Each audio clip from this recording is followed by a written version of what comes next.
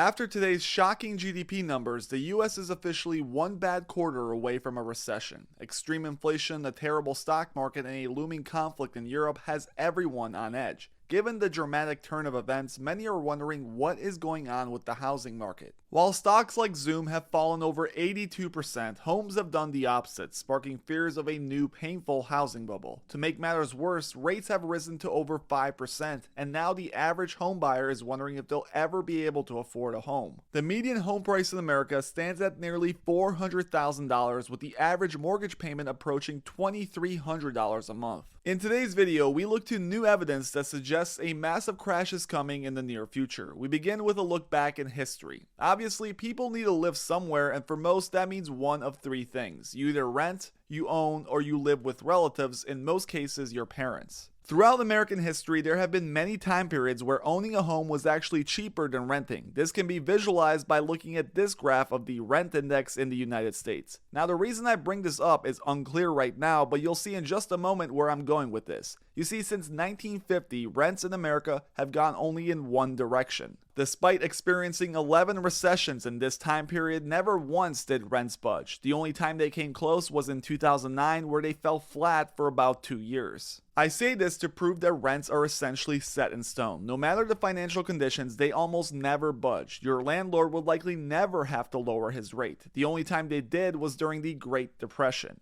Now, with that said, let's go back to 2019, before the Great Pandemic, before inflation, before these wild housing prices. Back then, the median asking price for rent was around $1,600, while the median mortgage payment with 5% down was around $1,300. By most measures, it was cheaper to buy than to rent. In some big cities with expensive homes, it may have been different, but overall, it paid to settle down. This stayed true until very recently, when we saw housing and rates rise rapidly, and now rents and mortgage payments are very similar in price. So that begs the question, how will this play out? For landlords, this rent premium is gone, but a lot of experts now believe rents are due to explode. Landlords understand that they have the upper hand. The flexibility of renting is worth the premium according to the market, and now with that premium gone, we are seeing rent prices explode to match rising housing prices. For example, rent increases hit 40% year over year in Portland, Oregon, and Austin, not too far behind, at 38%. On top of this, the tri-state area and many parts of Florida also saw rental increases of 30%. Now I go back to that question of housing. Remember the three choices: rent, own, or share. Today, housing inventory is already heavily short, and for the first time in American history, over 50% of young adults live with their parents. That means that despite an unnatural dampening of demand, we are still way too short on housing. And while there are many who are predicting a crash, the demographics and the facts state otherwise. Rents never go down, and if you believe that trend is here to stay, well then you can't really expect a housing crash, maybe a slowdown at best. Now, on the other side of this argument, we have the recent facts that have emerged. For example, Redfin came out and reported an 8% decrease in housing sales year over year. To many, this screams incoming crash, and with rates continually rising and the Fed hinting at even higher mortgage rates, there are plenty who will point out that there is no way this is sustainable.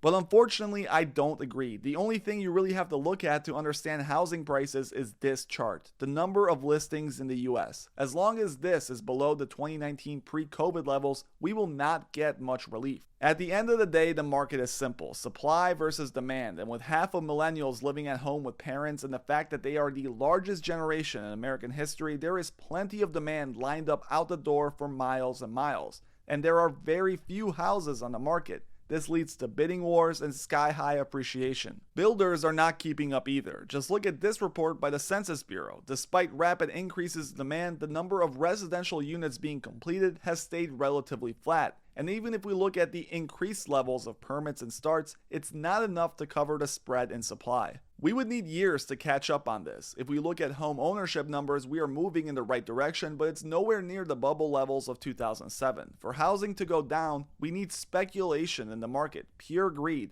And right now we have simply a supply and demand problem. Until we see banks freely giving out loans or massive economic ruin where unemployment levels reach new highs, there is simply no way this housing market is going to cool off. I do agree that in some areas markets have gotten ahead of themselves and there definitely may be localized mega bubbles set to pop, but overall, on the national level, I don't see how we can have a rapid increase in inventory because in reality, increases in inventory are the only way the housing market cools off to more normal, affordable levels. Thank you guys for watching. As always, please make sure you hit that like and subscribe button if you enjoyed it.